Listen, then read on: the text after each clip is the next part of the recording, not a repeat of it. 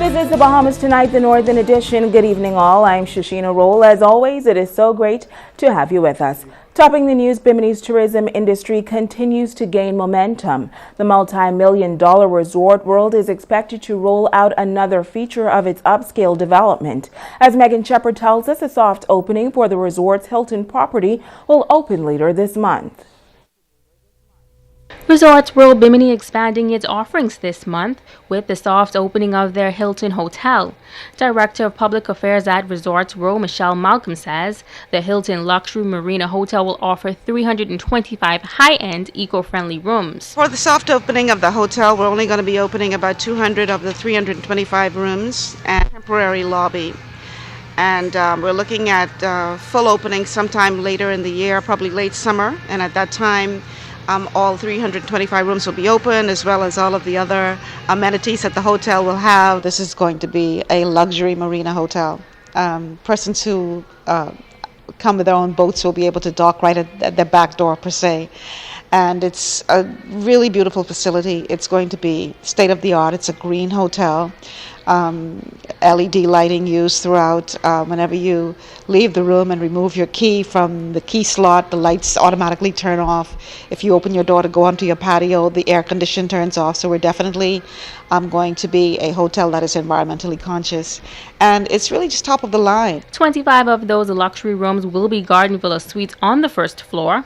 Malcolm explains the reason for this unique design. As a person walks out of their door on the first floor, they will be able to step right into their own lagoon pool, and they will be able to swim up from the pool straight to a bar and enjoy a soft drink. And so it's a totally different concept, but it's going to be absolutely beautiful once it's complete. The fourth floor of the hotel is dedicated to the executive level, and that is where the Hilton Diamond and Gold members will be staying. And then on our fifth floor, we have amenities like our luxury spa, state-of-the-art gym, and a beauty salon dedicated especially to brides.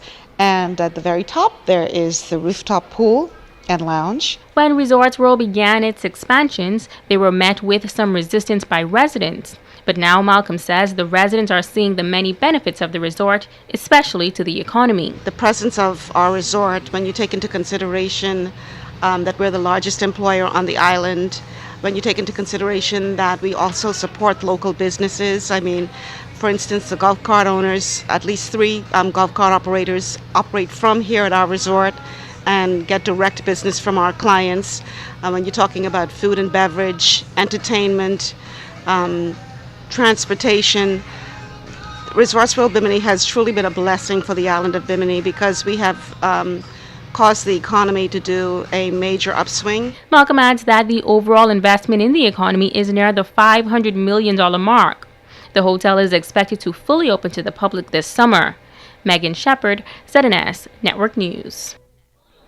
Well, as the government takes measures to revive Grand Bahama's tourism sector, a local attorney is giving his input on the way forward. Sabrina Brown has the details. In 2012, senior partner at DuPuche and Turnquest, Terrence Gape, produced an article on the poor state of Grand Bahama's tourism sector. 3 years later, he says he's happy that the government and other stakeholders are working to improve the island's economic position. Since then, the Ministry of Tourism has done, together with Hutchinson, a major job in attracting memories to our shores and in providing additional airlift, which has, I believe, stemmed the tourism dip. There still remains much to be done.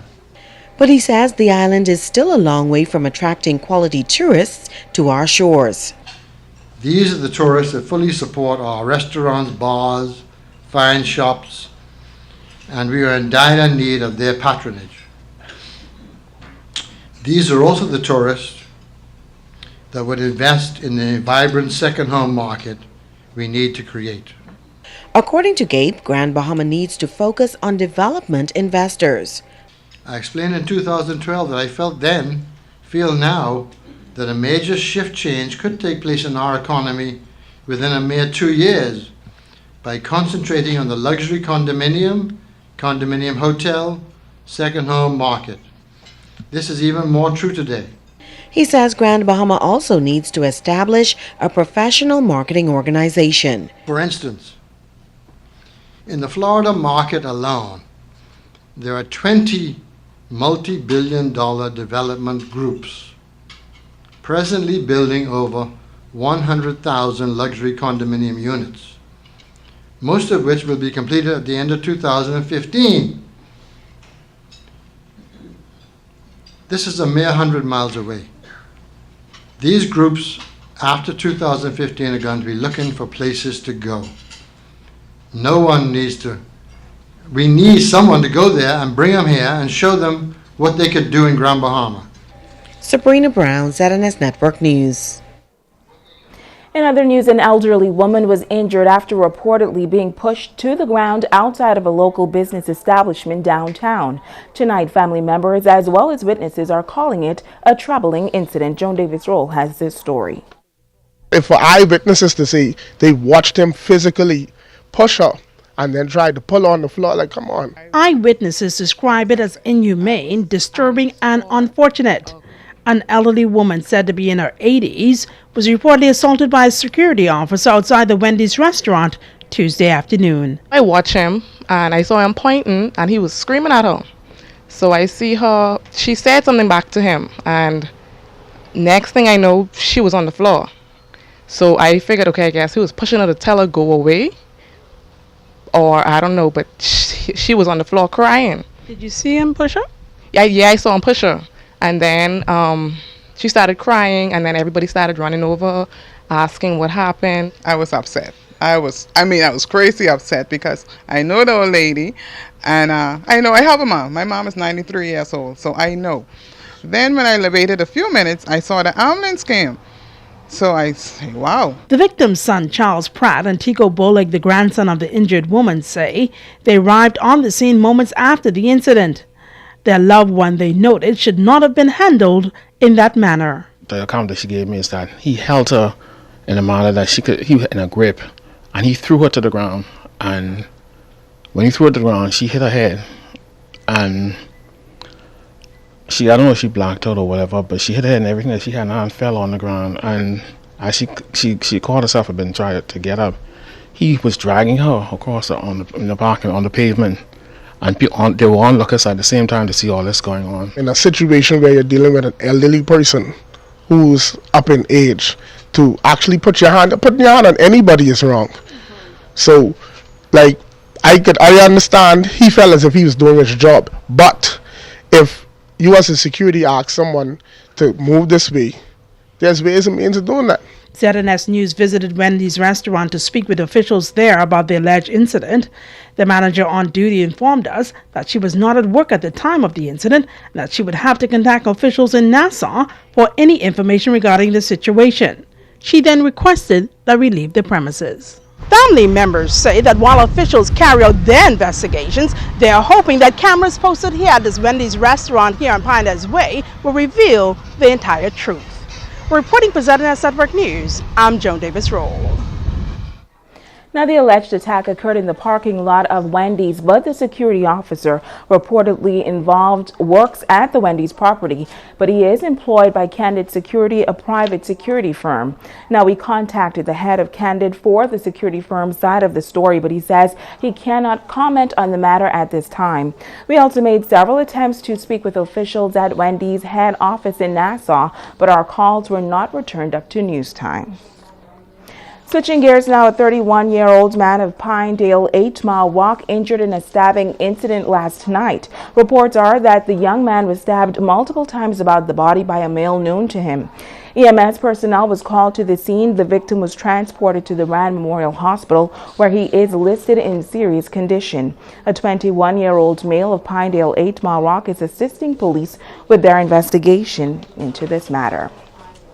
And the identity of the man who was stabbed to death in the ghetto area on Tuesday has been released. Police say the victim is 28-year-old Clayton Rufus Brown of Lawrence Close, Freeport. Reports say police were called to the area on Adventurers Way around 4 a.m. Tuesday morning, where they met a male with apparent stab wounds to the chest. EMS personnel were called to the scene, but the young man died a short time later. Still on news from the crime beat, Quincy Antonio Coakley, the Freeport man wanted by police for questioning on the charge of murder, is now in police custody. Coakley, 32, a resident of Hudson Avenue, turned himself into police at the Marsh Harbor Police Station in Abaco yesterday. Coakley is wanted by the Central Detective Unit for a recent murder on Grand Bahama. Officers also arrested a 33-year-old female of Canopy Close, Freeport, Grand Bahama, for harboring a felon. Stay with us. The Bahamas Tonight, the Northern Edition, continues right after this. Bringing news that matters to you. You're watching the Bahamas Tonight, Northern Edition. Welcome back. An impressive cadre of international and local speakers are taking part in the inaugural Bahamas Global Youth Festival underway at the Grand Lucine Resort. Dubbed Biggie Fest, the event is inspired by hope. Founder Reverend Clinton Minna says he hopes this event will create an atmosphere of creativity, knowledge, innovation, and evangelism. In Grand Bahama, and so we know that our theme comes from 1 Thessalonians chapter 1 verse 3, which says your work is produced by faith, your labor is prompted by love, and your endurance is inspired by hope. And what we are saying is, when you go to do mission, and we want to encourage young people to go on mission, and we want to send young people on mission, we want young people to understand that your faith must take you somewhere, but you must be driven by the passion of the love for God, and God will allow you to endure, to go through the challenges, and to become successful in working His ministry. So that's why we've come here to stir up the faith. Now, the conference opened at the Convention Center last evening with an inspirational address from the Minister for Grand Bahama, Dr. Michael Darville. I greatly anticipate that during this miraculous three-day conference, your gifts and talents, young people, will be revealed, and you will find your way and develop your true purpose in life. Mentors, I am convinced that the hope of our nation lies in the heart of our young people. Young people, you are reminded that you are future leaders of this country, and I challenge you, do not be discouraged by your present circumstance, because it does not dictate your future. Now, Biggie Fest continues tomorrow at the Grand Lucine Resort. It will close out on Saturday with the Bahamas Gospel Party in Count Basie Square, Port Lacaya Marketplace. And the Bahamas Junkanoo Carnival on Grand Bahama just days away, and the excitement is through the air on Grand Bahama. Artists, DJ, Junkanooers, and entertainers of various forms have come together to ensure a successful two-day event. Grand Bahamas Carnival consultant Ginger Moxie says all roads lead to Taino Beach on April 17th for the kickoff of an exciting weekend. We have an exciting weekend of activities planned with the gates opening at 6 p.m. on Friday the 17th. Concert starts at 8 p.m. with the Music Masters semi-finalists. And then we'll have Jay Mitchell, we'll have Dyson Knight, Julian Believe, and we'll be headlined by the great Stalit, our very own. And then we go into Midnight Rush, which will be at midnight. Rake and Scrape extraordinaire Stalit will close out for the group of performers on Friday evening. He's inviting one and all to kick the event off, this historic event off on Grand Bahama. Trust me, it's going to be very, very exciting and epic. So to all of my fans, Freeport, even the tourists, everybody, this is a fun family time. This is the first Grand Carnival is going to be in Grand Bahama, and we are going to party like none other. It's Rake and Scrape time. This is what you were waiting for. I want everybody to come out, participate, have fun. This is the epic performance that you were waiting for all the time. Let me tell you why. Because I am the party animal. It's me who come to mash up this carnival. I've been to Atlanta Carnival, Miami Carnival. Now I to your Carnival, Bahamas. Freeport, come out, let's just carry on board. Stilito is in the building. Rake and Scrape. In other news, men from throughout Grand Bahama coming together this Saturday for the Freeport Bible Church annual Men's Breakfast Conference. Pastor Wilbur Outen says this conference will tackle the many social ills and encourage men to take their rightful places in both the home and the wider community. We believe 2015 we are going to surpass last year and the years before, simply because we have more brothers that have stepped up, and that is seen by the guys that represented around the table this morning, and the mere fact that we are cognizant of the fact that things are not going to get any better in our community without our involvement. And so the brothers are excited about this coming Saturday. Members of the Masters Men's Ministry, Dwight Cartwright and Kendall Williamson, encouraging men to attend 8:30 a.m. They say it will be very informative and enlightening and will feature Port Authority President Ian Roll. We're inviting all men of the community. It's time that, you know, men, we step up to the plate and be protectors and leaders in our homes, in our church, in our community. So we're looking forward for an eventful Saturday morning. And our presenter is Mr. Ian Roll, President of the Grand Bahama Port Authority.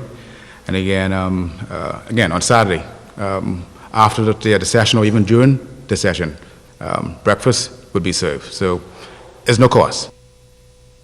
Inspirational author Margaret Mullings is bringing her books to life on stage. The play From the Cage to the Palace is based on her life after a dramatic, life-changing experience.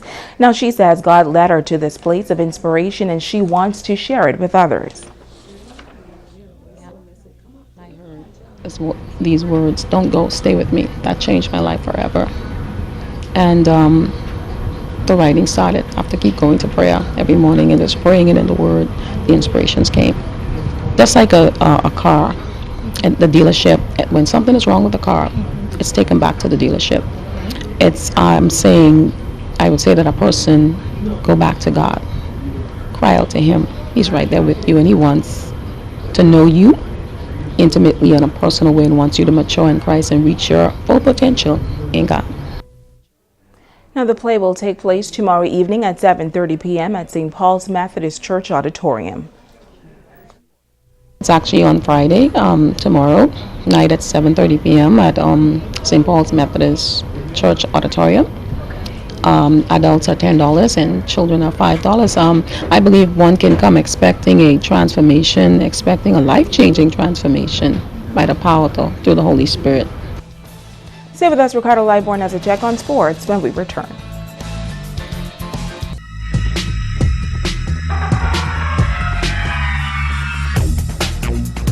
Hey everybody, welcome to Sports with Ricardo Liborn. Let me tell you that Carifta teams are back in the country. Now the Grand Bahama swimmers and track and field athletes came home today. The Grand Bahama members of the Bahamas Carifta swim team returned home today with smiles, and it said a lot. 54 medals, 29 gold, 17 silver, and 8 bronze, and get this, 756 points ahead of Barbados. Team captain Joanna Evans and coach Andy Lovett said it was a total team effort. To be honest, a lot of people were not seeded to do as well as they did, and we had a lot of personal bests and things like that, and a lot of people just rose to the occasion, and it's pretty impressive. As a team, not just the Freeport swimmers, but overall, the kids really stepped up.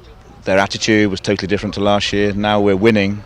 They go in there with a renewed focus, and it's the best behaved team I've ever been on, and they were totally focused on coming back with a result. The members of the Carifta track and field team also returned home today with a second place finish in St. Kitts and Nevis. Coach Sandra Lang pointed to the success of the team and the athletes' efforts on and off the track. The performances were really exceptional.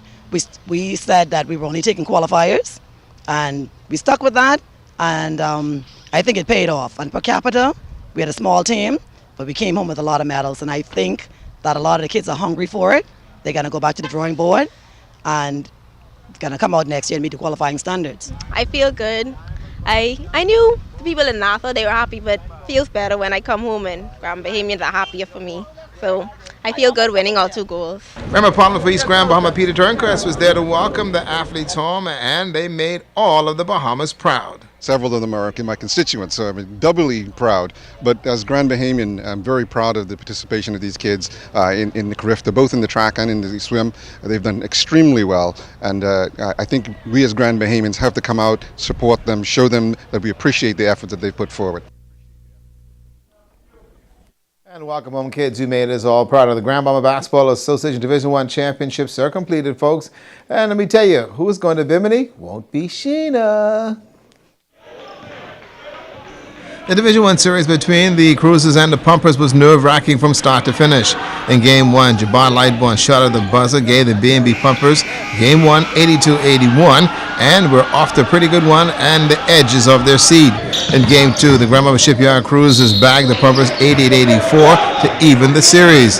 The B&B Galaxy Pumpers played solid basketball and took Game 3 and a 2-1 lead in the series. The Cruisers' guard play simply came into this one in Game 4. The X Factor, Jay Philippe, and also Quentin Hall. The result, a 76-72 win. Game 5 was nip and tuck, and who wanted it more? Then B&B Galaxy Pumpers stepped up the game and took Game 5 and the championship 88-73. A total team effort from Damasio Dames, who scored 19, and Mount Heaven at 18. Luciano Bartlett and Jabbar Lightbourne both worked for some 12 points in the paint. The B&B Galaxy Pumpers are headed to Bimini for the BBF Nationals, and get this, they're ready to rock. And don't forget that the Bahamas Junkanoo Carnival is coming up later on this month, and the team ZNS Northern Service is in. Sheena, and guess what, Kimberly, and Megan, and Natalia, all in a crack conch eating contest. Bring the trophy, we done win. That's it.